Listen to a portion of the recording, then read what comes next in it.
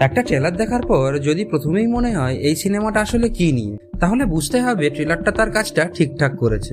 আর টক্সিকের trailer দেখার পর আমারও ঠিক একই অনুভূতি হয়েছে, কারণ এতগুলো বড় বড় চরিত্র, এত অ্যাকশন, এত ডার্ক ভিজুয়াল দেখানোর পরেও ট্রেলারটা পুরো গল্পটা আমাদের সামনে খুলে দেয়নি, বরং যতটা দেখিয়েছে তার থেকে বেশি প্রশ্ন তৈরি করেছে। আর আমার কাছে টক্সিকের ট্রেলারে সবচেয়ে বড় শক্তি এখানেই। প্রথমে আসি ইয়াসের কথায়। কেজিএফ এর পর ইয়াসকে আবার একটা পুরোপুরি আলাদা অবতারে দেখার অপেক্ষা ছিল অনেক দিনের। আর টক্সিকের ট্রেলারে ইয়াসকে দেখে প্রথমেই যেটা মনে হয়েছে, এটা রকি ভাই না, রায়া চরিত্রটার মধ্যে একটা আলাদা অ্যাটিটিউড আছে। চোখের এক্সপ্রেশন, কথা বলার ধরন, হাঁটা চলা, সবকিছুর মধ্যে একটা কুল কনফিডেন্স লক্ষ্য করা যায়। এই চরিত্রটা শুধু অ্যাকশন করে না, পরিস্থিতি বুঝে ব্রেনকে ইউজ করতেও জানে, আর সেটাই রায়াকে ইন্টারেস্টিং করে তুলেছে। আর তার ছেলের চরিত্রেও ইয়াস আছেন, যার নাম টিকিট, যে একজন সাইকো টাইপের মনে হয়। ব্রুটাল, ভায়োলেন্স সবকিছুই তার হাতে। মনে হয় এই বাবা ছেলের গল্পটাই সিনেমার ইউএসপি। ট্রেলারে একটা জিনিস খুব পরিষ্কার, রায়া ভালো মানুষ কি খারাপ মানুষ সেটা সহজে বলা যাচ্ছে না। আর এই গ্রে ক্যারেক্টারটাই হয়তো সিনেমার আসল মজা হতে চলেছে। এবার আসি সিনেমার ওয়ার্ল্ডের কথায়। টক্সিকের গল্পের ব্যাকগ্রাউন্ড তৈরি হয়েছে পুরনো গোয়াকে ঘিরে। এখানে ক্রাইম, পাওয়ার, বিট্রেল সবকিছুর একটা বড় কানেকশন আছে। কিন্তু ট্রেলার দেখে আমার মনে হয় যে পরিচালক গীতু মোহন দাস একটা সাধারণ গ্যাংস্টার স্টোরি বানাতে চাননি, কারণ পুরো ট্রেলারে একটা অদ্ভুত, ডার্ক এবং মিস্টেরিয়াস অ্যাটমসফিয়ার রয়েছে। পুরনো বাড়ি, অন্ধকার রাস্তা, বন্দুক, ভায়োলেন্স, পার্টি, অ্যাটমসফিয়ার সবকিছু একসঙ্গে মিশে একটা আলাদা ওয়ার্ল্ড তৈরি করেছে। আর এই জায়গাতেই আমার কাছে টক্সিকের সবচেয়ে ইন্টারেস্টিং দিক, কারণ গ্যাংস্টার মুভি আমরা অনেক দেখেছি, কিন্তু গীতু মোহন দাস যেভাবে এই গল্পটাকে প্রেজেন্ট করেছে সেটা বেশ আলাদা মনে হচ্ছে। এখানে শুধু হিরো এসে 10 জনকে মারবে এরকম ব্যাপার মনে হয় না, বরং ক্যারেক্টার আর সাইকোলজির ওপরে অনেক গুরুত্ব দেওয়া হয়েছে বলে মনে হচ্ছে। আর ট্রেলারের একটা বিষয় আমাকে সবথেকে বেশি কিউরিয়াস করেছে, সেটা হলো রায়া ও তার পারিবারিক রিলেশনশিপ। বিশেষ করে টিকিট চরিত্রটাকে যেভাবে দেখানো হয়েছে, একটা ইমোশনাল কানেকশনের ইঙ্গিত পাওয়া যায়, কিন্তু রিলেশনশিপটা ঠিক কিভাবে গল্পের সাথে জড়িয়ে আছে সেটা ট্রেলার পুরোপুরি বলে দেয়। আর সত্যি বলতে কি, এটাই ভালো হয়েছে, কারণ এখন আমরা সিনেমাটা দেখতে গিয়ে জানতে চাইবো এর কারণটা কি। আসলে রায়া কি চায়, তার অতীত কি, তার পরিবারকে ঘিরে যে সমস্যাগুলো রয়েছে সেগুলো কোথায় গিয়ে দাঁড়াবে। এই প্রশ্নগুলোই সিনেমাটির প্রতি কিউরিয়াসিটি বাড়াচ্ছে। এবার আসি ফিমেল ক্যারেক্টার্সের কথায়। টক্সিকের একসাথে রয়েছেন কিয়ারা আদবানি, নয়নতারা, হুমা কুরেশি, রুক্মিণী বসন্ত এবং তারা সুতারিয়া।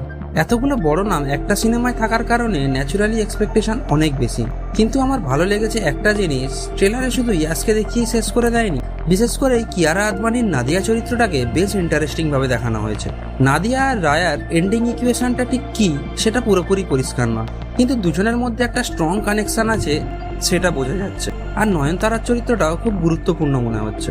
তবে এখানে একটা জিনিস বল, এই চরিত্রগুলো আসলে কতটা গুরুত্বপূর্ণ সেটা সিনেমা না দেখা পর্যন্ত বলা কঠিন, কারণ ট্রেলার ইচ্ছা করেই অনেক কিছু লুকিয়ে রেখেছে। এবার আসি টক্সিকের অ্যাকশনের কথা। এখানে ইয়াসের অ্যাকশন সিন অবশ্যই বড় অ্যাট্রাকশন, কিন্তু আমার কাছে শুধু অ্যাকশনের স্কেল নয়, অ্যাকশনের প্রেজেন্টেশনও বেশি ইন্টারেস্টিং লেগেছে। কারণ কিছু সিন একেবারে র, কোথাও খুব বেশি স্লো মোশন নেই, আবার কোথাও পুরো সিনটাই স্টাইলের ওপর দাঁড়িয়ে আছে। আর ব্যাকগ্রাউন্ড মিউজিকের সাথে অ্যাকশনের কম্বিনেশন বেশ পাওয়ারফুল। এই জায়গায় রবি বাসুরের মিউজিকও আলাদা করে মেনশন করতেই হবে। মিউজিক পুরো ট্রেলারটাকে একটা ডার্ক এবং ডেঞ্জারাস ফিল দিয়েছে। আর টক্সিকের মতো সিনেমায় এই ধরনের ব্যাকগ্রাউন্ড স্কোর খুব গুরুত্বপূর্ণ, কারণ মিউজিক ঠিকঠাক না হলে এই ধরনের ভিজুয়াল অনেকটাই ইম্প্যাক্ট হারিয়ে ফেলতে পারে, কিন্তু এখানে সেটা হচ্ছে না। আর একটা বিষয় আমার বেশ ভালো লাগছে, টক্সিকের ভিজুয়াল। সিনেমার কালার টোন থেকে প্রোডাকশন ডিজাইন সবকিছুর মধ্যেই একটা পুরনো সময়ের ফিল আছে।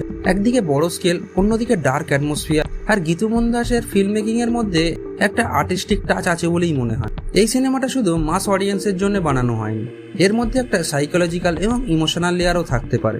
আর এখানে টক্সিক অন্য বড় বাজেট অ্যাকশন মুভির থেকে আলাদা হতে পারে। তবে সবকিছু ভালো লাগার পরেও একটা প্রশ্ন কিন্তু থেকেই যাচ্ছে, এই স্টাইল আর ভিজুয়ালের পিছনে স্টোরি কতটা স্ট্রং। কারণ আজকাল আমরা অনেক সিনেমার দুর্দান্ত ট্রেলার দেখি, ট্রেলার দেখে মনে হয় সিনেমা অসাধারণ হবে, কিন্তু আসল সিনেমায় স্টোরি দুর্বল হয়ে সেই পুরনো হাইপ নষ্ট করে দেয়। টক্সিকের ক্ষেত্রেও আমার সবচেয়ে বড় এক্সপেকটেশন এখানেই। ইয়াসের স্ক্রিন প্রেজেন্স আছে, ভিজুয়াল আছে, অ্যাকশন আছে, মিউজিক আছে, বড় কাস্ট আছে, কিন্তু শেষ পর্যন্ত সিনেমাটাকে মেমোরেবল করবে গল্প আর ক্যারেক্টার। আর সেই জায়গায় টক্সিক কতটা ভালোভাবে হ্যান্ডেল করে সেটা এখন দেখা। সবশেষে বলবো, টক্সিকের ট্রেলার আমাকে পুরোপুরি গল্পটা বুঝিয়ে দেয়নি, বরং আমাকে আরো বেশি কিউরিয়াস করেছে। এটা ভালো দিক, কারণ ট্রেলার যদি সিনেমায় সবকিছু বলে দেয় তাহলে সিনেমা দেখার এক্সাইটমেন্ট অনেকটাই কমে যায়। কিন্তু টক্সিকের ক্ষেত্রে এখানে অনেক প্রশ্ন রয়েছে।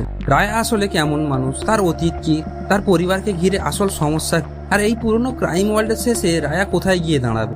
এই প্রশ্নগুলোর উত্তর পাওয়ার জন্যই এখন সিনেমাটা দেখার ইচ্ছাটা আরো বেড়ে গেছে। আমার কাছে টক্সিকের ট্রেলার স্টাইলের দিক থেকে খুব স্ট্রং, ইয়াসের পারফরমেন্স খুব প্রমিসিং, আর সবচেয়ে বড় কথা মিষ্টি ধরে রাখতে পেরেছে। তবে আসল পরীক্ষা হবে সিনেমার গল্পে। আর ইয়াসের জন্য যারা অপেক্ষা করছিলেন তাদের জন্য ডেফিনেটলি এটা বড় ট্রিট। আপনার টক্সিকের ট্রেলার কেমন লেগেছে? ইয়াসের এই নতুন অবতার কি আপনাদেরও এক্সাইটেড করেছে? কমেন্টে জানান। আর এমনই বাংলা মুভি এবং ট্রেলার রিভিউ পেতে শ্যাডোফ্লিক্স বাংলাকে সাবস্ক্রাইব করে সাথে থাকুন।